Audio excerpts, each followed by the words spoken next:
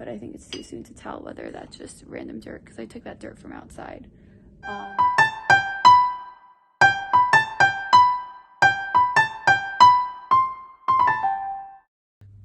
Good morning, guys. Today I'm going to be filming a day in the life during an Israeli Seder. So stay tuned and we'll see where this takes us. Okay, so since today's a fast day, I'm actually not going to be like making tea or anything, which are usually part of my routine. Today's Yom Gedalia, it's the day after Rosh Hashanah. So this was my first day, like aside from Rosh Hashanah being in a Seder, or a lockdown here. And so it will be interesting. Basically, the rules are you can't go 500 meters away from your house.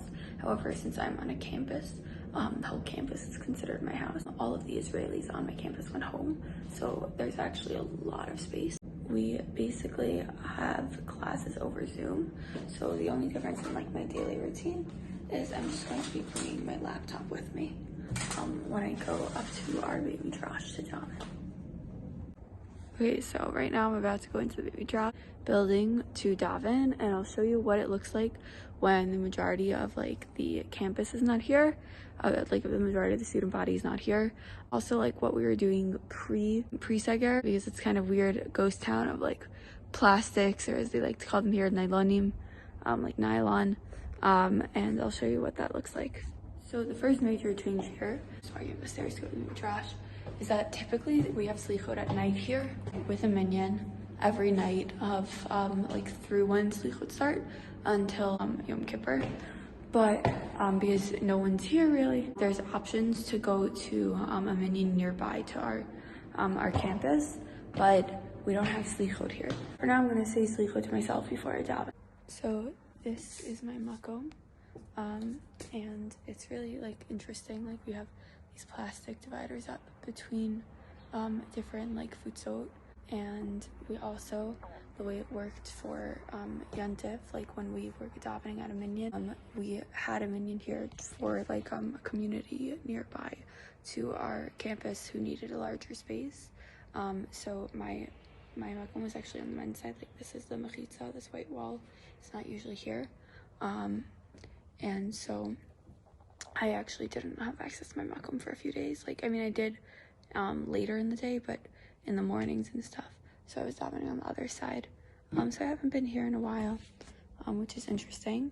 And now I'm gonna get out my trusty slichot and start. Just pointing out right now it's like 8:30 in the morning, and in general it would be like full, like at this point, like full of girls davening. We don't usually have a minyan every morning, but girls would independently be davening and stuff. And now it's like just a total ghost town. Like only the Americans are here, and also it's a fast day, so we were like, able to sleep in. So that's also part of it, but it's just like crazy. Okay, so now I'm sitting at my computer in the Beit Midrash, and I'm about to log in to my first Zoom class of the year and the day. So this should be interesting. I've never done like Zoom in like Hebrew before, and we'll see how that goes. Okay, so in typical like Zoom corona craziness of fashion, like our first two Zoom classes kind of like started late, and like there's like not really how is it up on the schedule.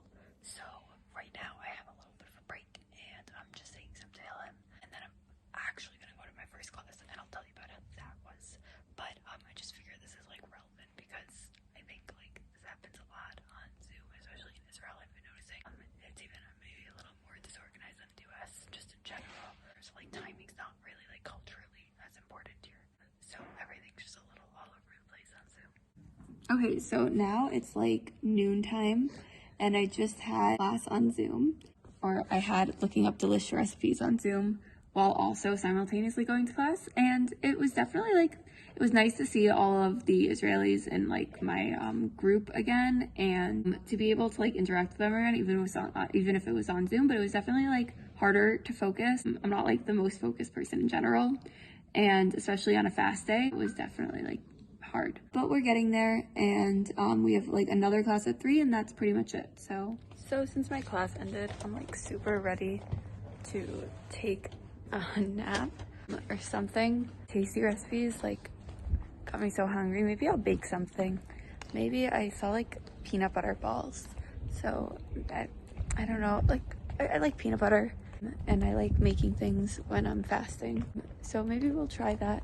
Okay, so I'm like standing outside my school and I see these gorgeous pomegranates on these trees, and it's no fair. There are pomegranates and figs and everything all around, and as a lot like you only have to take truma on them if you're like taking a bunch off a tree and like not eating it not right then, like if you're taking one off a tree and not eating it then. But like I just want to pick a pomegranate and like eat it, and I just can't because it's a fast day. I mean, obviously it's a fast day for a very important reason, and Tzom Gedalia really is it's a tragedy that I think sometimes like it comes in between all these chagim and like you forget how serious it is. But it really was like the last major like form of like Jewish government, and like it was Jewish governing of themselves in that time period. And then the person Gedalia who is governing was there's like political assassination done at the hands of another Jew, and so it's like a very sad day actually. And yeah, so I shouldn't be complaining because I'm happy that I have to think about it. But it's hard, a little hot, but it's pretty breezy, so I think I might take a walk around like the area that I'm allotted to walk around outside of my campus, just with my mask on and stuff. But I don't know, I'll see if it's like it's not so shady like on the actual like beyond the campus, so we'll see if it's actually safe. But maybe. So I don't think I've like ever given an official tour of my room, but I'll give like a really quick one right now since I'm here and I got time. Okay, so this area over here is the kitchen area. We've got this like very purposeful like snazzy light bar that we put up, or I think a previous year I put it up. These are my onions. I put onions in a lot of salads. I've got some carrots. We have like sweet potatoes and stuff. We also have like a mini fridge that's pretty much like very nicely stocked. This is the bedroom. I'm not going to show you everything because like obviously it's private and like everyone's stuff. It's not really like my place to show you my roommates' things, but it's really sad. These are two of my Israeli roommates' beds who are home now, and this is another one of their beds, and I'm directly under her and I miss her. It's sad, but I'm also like I'm happy that I have my space and stuff. So updates to this room are and I guess we'll water the plant. I recently, right before the Seger, I bought myself a Seger plant, just a little gift for myself. It's a mint plant and I'm super excited about it. I hope it's getting enough sunlight here because like it's not the lightest space, but I didn't have somewhere else to put it. Then this is an experiment with seeds.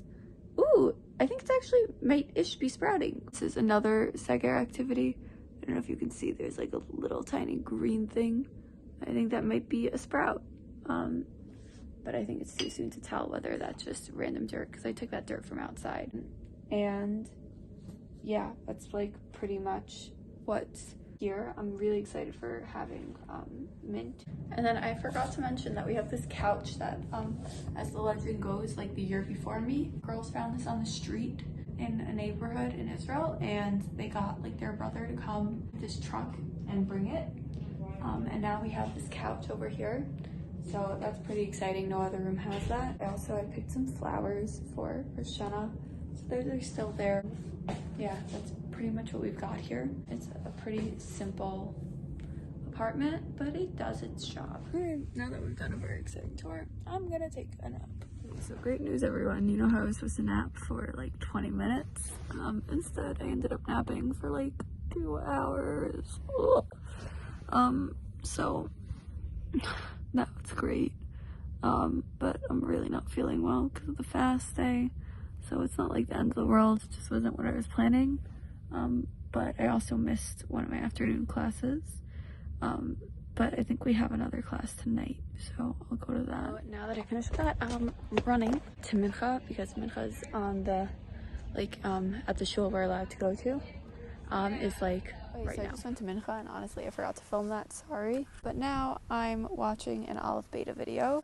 Really amazing website. It's I don't know if any of you have ever heard of it, but it's like it's like they do a lot of like based on the Pshat of Psukim, in just kind of trying to understand Parshiot and things through a gaze of like looking and seeing like what literary devices do we see here, literary devices for lack of a better term, because obviously it's not just a work of literature, but it really like helps you learn how to think about Torah in a new way, and I really enjoy it. So I'm watching their video on some Gedalia. Okay, so I just took a shower and now the fast is gonna end in a few minutes. So I'm washing some mint so I can make some mint tea. I already heated up my water, and I think literally, oh my gosh, no, fast is over. I'm like, really, you should always drink like immediately when the fast ends. But I'm really like, I'm waiting for this mint from my tea. I'm excited about that, but I really like, I'm actually hungry and I am thirsty, so I'm gonna have one of my date balls that I made last week. Just as a snack while I'm waiting. Okay, I'm just finishing up putting the mint in my tea. Okay, basically, this is it. Here we go. You don't even understand how excited I am for this cup of tea. Yeah, I love tea. It smells so like fresh, and it took me forever to get mint leaves because we were like pretty much in lockdown for a few weeks before the Seger, but we went shopping right before. So now I have mint leaves and it's just gonna be delicious. All right, let's test it, taste test, see if it's hot. I just burnt my mouth, but it's so good. So I only care slightly. It's dark now, but I'm walking up to go to dinner, and let's see what they have there.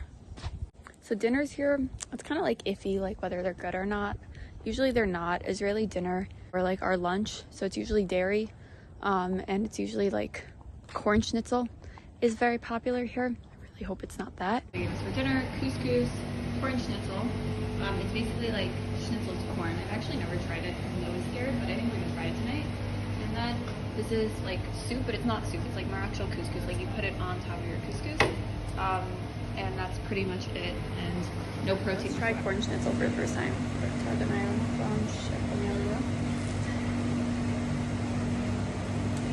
You know what? It's really not as bad as I thought. Okay, so I just ate some dinner, and I honestly don't feel satisfied. Like I should have ordered out. That meal was like depressing, but then I had some brownie that someone had made, and also there was Ben and Jerry's, but I didn't take because I usually I'm lactose intolerant. And now I'm stealing some fruits and vegetables. I mean, not stealing, you're allowed to take from the kitchen, so that I have them in my room and I can make a salad tomorrow without having to come to the kitchen because my room is very far away from the kitchen. So we're just gonna take some of these, maybe shove them in our pockets. The essence of the situation, I wanted to hold my tea, and my camera, so I'm walking down the hill with quite a bit of like fruit and vegetable in my pockets. You're allowed to take it, it's annoying to walk so far. Oh no, my cucumber fell. Hey guys, so I had forgotten to end this video. I'm actually walking to the Makolet now to just pick some things up for my dinner tonight. But I just wanted to end off and say I hope it was interesting to see what it's like here during a Seger. That day, I hope most of my days I think are going to be a little more productive. Just because it was a fast day, it was also hard. But overall, it's really not so bad. There's 1,000 meters. You can walk outside. I don't know what a meter is. There's space where I am, and I think for a lot of girls in seminary, it's a difficult time, and it's a difficult time for the country as a whole. And I guess I'll keep you updated. If you liked this video, please like and subscribe and leave some comments down below.